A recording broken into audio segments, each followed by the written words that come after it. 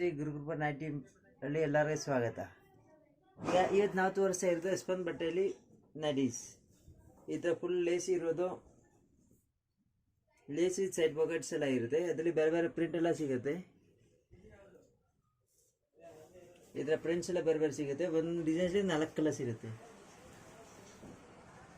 ಈ ಥರ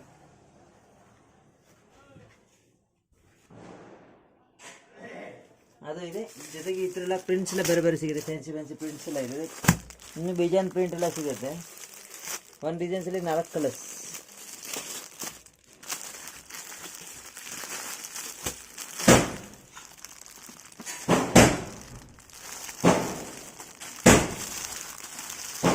ಇದು ನೋಡಿ, ಕಲರ್ಸ್ ಎಲ್ಲ ಬೇರೆ ಬೇರೆ ಸಿಗುತ್ತೆ. ಒಂದು 4 ಕಲರ್ಸ್